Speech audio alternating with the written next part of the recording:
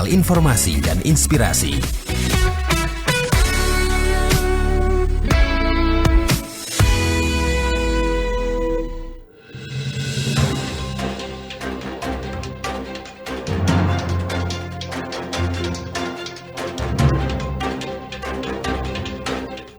Pendengar Pro 1 dimanapun berada, saat ini kami akan mengajak Anda ya mengikuti perbincangan kami bersama Kepala Badan Pusat Statistik Provinsi Nusa Tenggara Timur, Ibu Mata Mira Bekale SSI MSI.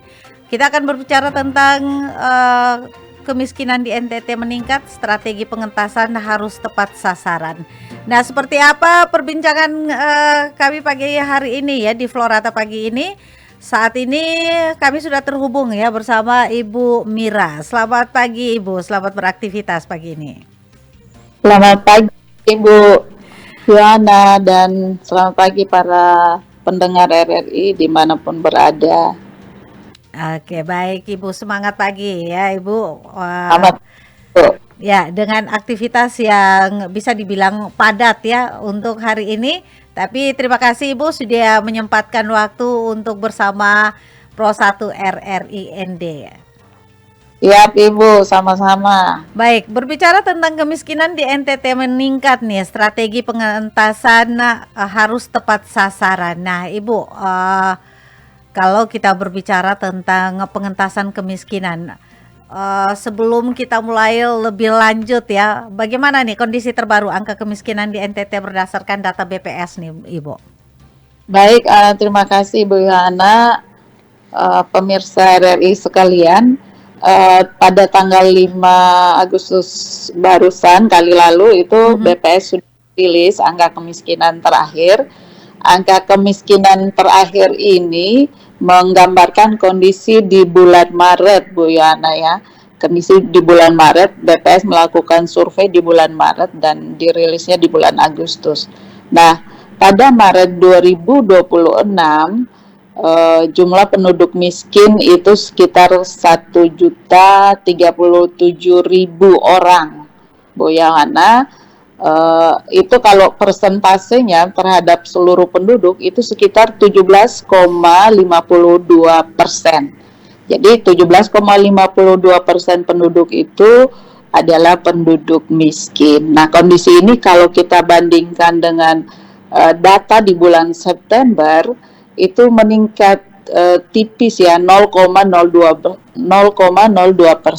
Jadi September itu 17,50, di Maret ini 17,52.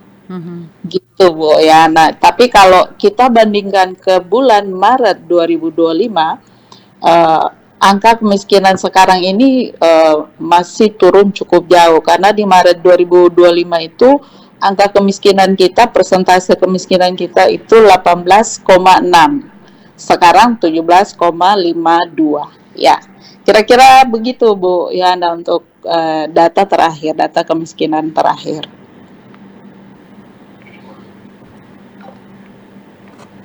Oke, baik Ibu. Nah, apa nih yang menjadi faktor utama sehingga jumlah penduduk miskin di NTT ini mengalami peningkatan nih Ibu?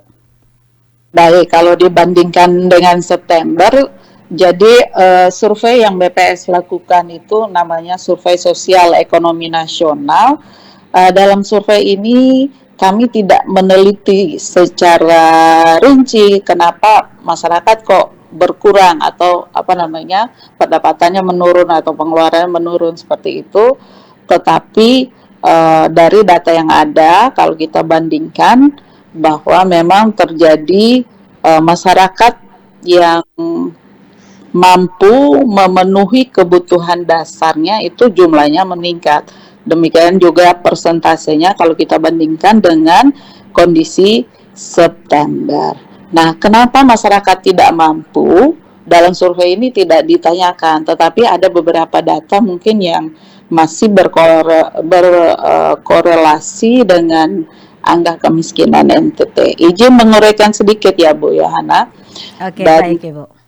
Iya, kalau kita lihat dari data yang lain, misalnya data penciptaan nilai tambah atau kita kenal dengan PDRB, Nah, kalau kita bandingkan kondisi triwulan 3 2025 itu September itu masih masuk dalam triwulan 3 ya Bu Yana. Ya.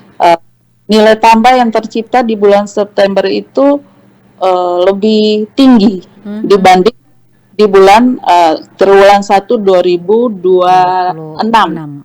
Ya. 2026 itu lebih rendah. Artinya di sini bahwa aktivitas ekonomi di triwulan 3 2025 itu lebih banyak, lebih nilai tambah yang tercipta itu lebih tinggi kalau kita bandingkan dengan triwulan 1. Nah, kemudian dari data yang lain juga kita peroleh bahwa ada peningkatan biaya kebutuhan rumah tangga masyarakat ya, terutama petani. Itu kita punya indeks yang namanya indeks konsumsi rumah tangga petani. Nah, dari data yang ada juga masyarakat atau petani itu perlu kondisi di bulan Maret itu indeksnya meningkat, artinya ada peningkatan harga untuk jadi masyarakat itu, petani itu membutuhkan pengeluaran yang lebih besar untuk memenuhi kebutuhan sehari-hari di bulan Maret dibanding September. Artinya dari yang tadi nilai tambahnya sedikit menurun, tetapi kebutuhan perlu harga meningkat, sehingga di situ artinya daya beli petani itu tertekan. Nah, tapi karena peningkatan yang sangat tipis, seperti tadi sudah disampaikan bahwa dengan pendapatan masyarakat, mungkin pendapatan masyarakat itu tetap, tetapi harga kan sedikit meningkat, sehingga masyarakat yang berada di garis kemiskinan atau di atas garis kemiskinan itu posisinya turun di bawah garis kemiskinan ya, tapi turunnya memang kalau kita lihat dari persentase hanya 0,02%. Mungkin itu yang bisa kami jelaskan Ibu Yohana untuk pergerakan jumlah penduduk miskin dari September ke Maret 2026. Ya. Oke, baik Ibu. Nah, data menunjukkan tantangan kemiskinan ini cukup besar berada di wilayah perdesaan ya. Nah, apa nih sebenarnya penyebab kemiskinan di desa masih menjadi persoalan yang serius nih Ibu? Ya, kalau kita lihat Ibu Yohana ya, beberapa faktor yang dapat menjelaskan kondisi tersebut antara lain bahwa di desa itu kesempatan kerja terbatas ya Bu ya. Lebih terbuka di sektor pertanian, sedangkan yang lain itu sangat sedikit. Dan artinya pilihan masyarakat untuk memperoleh pekerjaan yang mungkin pendapatannya lebih tinggi dibanding sektor pertanian itu pilihannya kecil sekali, kecil sekali. Kemudian masyarakat kita di pedesaan itu masih sangat tergantung ke sektor pertanian. Nah, kita tahu sektor pertanian ini kan sangat dipengaruhi oleh musim ya kalau di NTT Bu Yohana ya, curah hujan yang sedikit dan sebagainya, sehingga dari data itu kita 55% masyarakat kita bekerja di sektor pertanian. Artinya ini sektor yang dari sisi produktivitasnya juga tidak terlalu baik karena pertanian kita pertanian tradisional, sehingga produktivitasnya rendah. Produktivitas sektor pertanian itu rendah, tetapi banyak orang di situ. Ya, banyak masyarakat penduduk kita yang menggantungkan hidupnya dari sektor pertanian. Sehingga tantangan di pedesaan itu jauh lebih tinggi. Walaupun sektor lain juga tetap ada, ya harapannya bisa lebih berkembang karena antar sektor itu punya konektivitas, punya hubungan ya, punya dampak yang saling keterkaitannya itu cukup tinggi, sehingga sektor-sektor lain juga kalau bisa di daerah pedesaan itu juga bisa lebih dikembangkan, sehingga itu saling mempengaruhi, saling memberi dampak, dan itu akan berpengaruh kepada peningkatan pendapatan masyarakat. Oke, baik Ibu. Nah, Ibu, menurut BPS nih, strategi apa saja nih yang paling relevan ya untuk menekan angka kemiskinan di NTT nih, Bu? mungkin ya kalau menurut mungkin bukan BPS juga Ibu ya. Mhm. Kalau kalau ya dari data-data yang ada ya Ya. mungkin perkembangan di sektor pertanian itu menjadi penting karena eh, kan kalau dari data di pedesaan itu angka kemiskinannya masih sekitar 21% Ibu. Mhm. Sedangkan Oke. di perkotaan hanya 6%. Artinya di perkotaan itu tantangannya lebih besar. Jadi, nah kalau sektor mana yang harus dikembangkan karena masyarakat kita banyak sektor pertanian, Mhm. ya pertanian itu ya itu yang mesti kita buat bagaimana Oke. supaya produktivitasnya meningkat. Ya. Ya, produktivitasnya meningkat. Tentu untuk meningkatkan produksi kita perlu lihat juga siapa yang mau beli kalau meningkat. Jadi identifikasi kebutuhan masyarakat harus dibuat juga agar produksi yang kita buat itu bisa terserap. Arti pasarnya ada gitu. Nah, Oke. selain pertanian ya tentu ada sektor lain, sektor industri. Kalau Mhm. misalnya kita punya hasil pertanian, kalau kita jual bahan mentah tentu akan nilai tambahnya lebih kecil kalau Ya.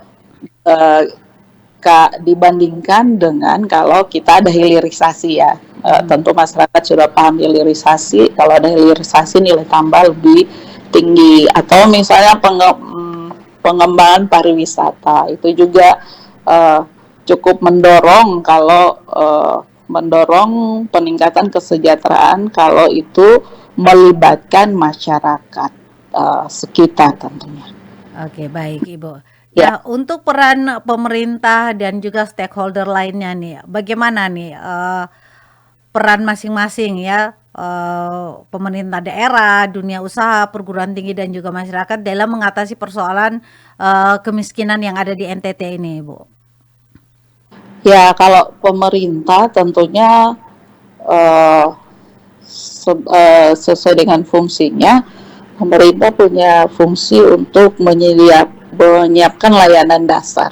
Mhm. Nah, layanan dasar misalnya pendidikan.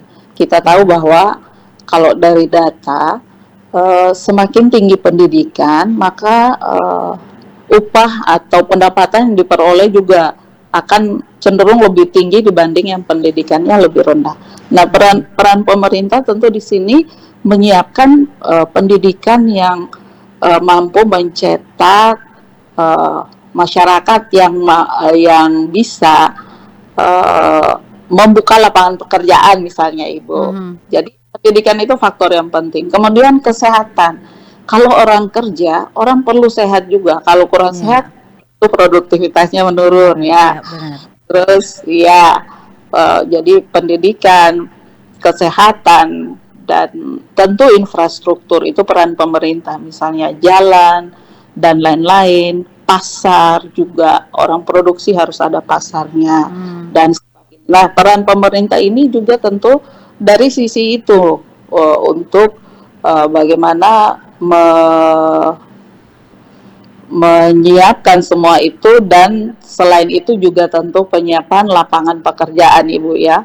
Memang masyarakat juga punya peran menyiapkan lapangan pekerjaan misalnya orang-orang membuat usaha tentu menyerap tenaga kerja tetapi ada peran pemerintah juga bagaimana uh, iklim usaha itu bisa dibuat lebih mudah, lebih gampang, lebih uh, kondusif untuk menciptakan investasi yang tentunya akan menyerap lebih banyak tenaga kerja sehingga perputaran ekonomi di masyarakat itu akan lebih tinggi lagi. Kalau lebih tinggi Hmm. ya korelasi ke pendapatan tentu akan meningkat. Pendapatan meningkat ya kemiskinan akan turun. Nah itu kalau pemerintah, kalau Oke. masyarakat ya tentu harus punya uh, pola pikir bahwa kehidupan dirinya, kehidupan Mhm. keluarganya menjadi tanggung jawabnya. Ya kalau misalnya pemerintah memberikan bantuan itu sifatnya sementara. Jangan sampai bantuan itu menjadi yang utama. Oke. Tentunya tidak di situ ya Ibu ya. Mhm. Bantuan itu hanya sedikit menahan. menahan masyarakat supaya jangan terlalu turun Iya.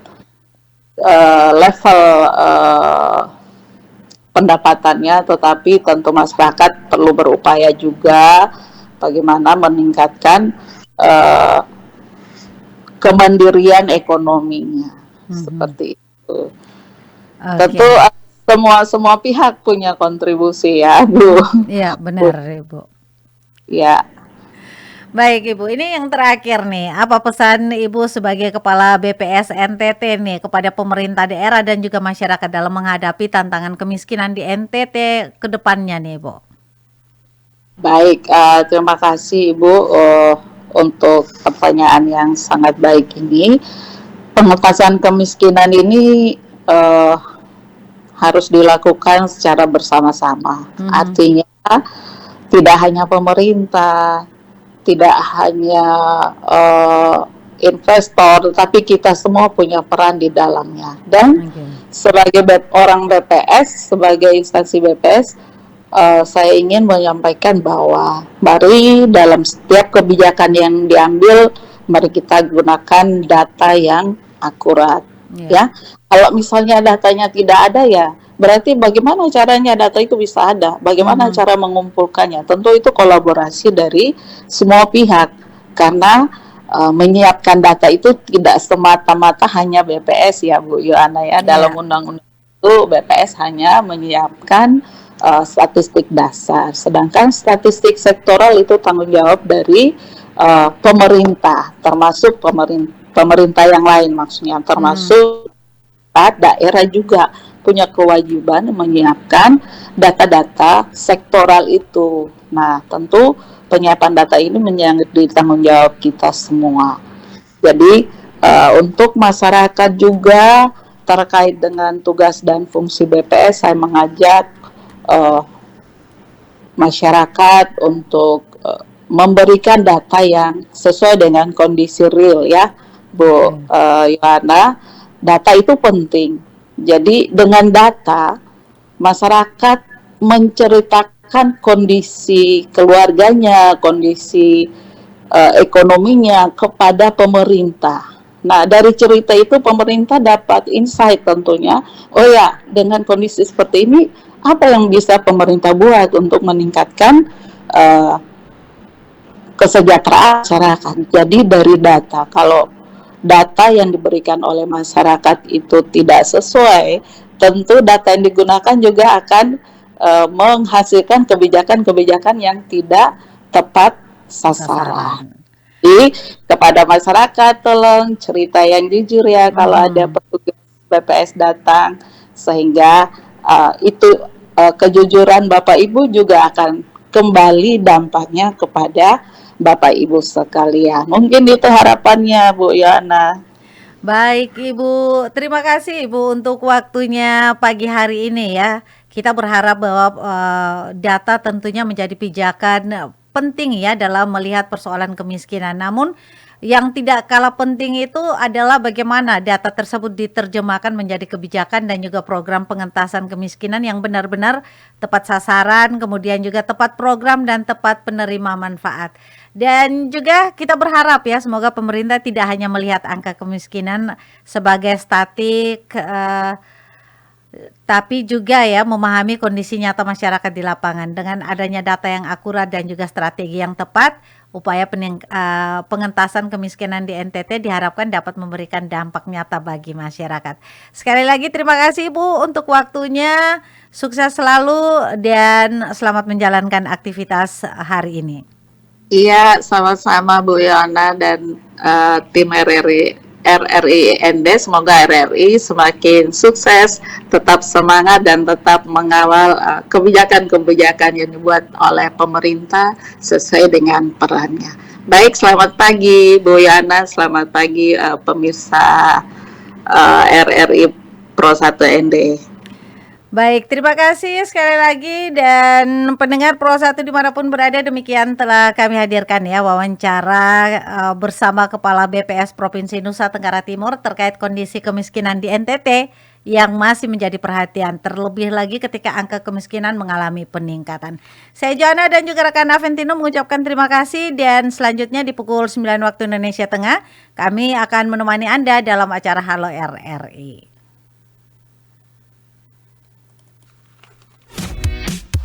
Anda masih bersama Florata Pagi ini, Pro 1 RRI ND, kanal informasi dan inspirasi.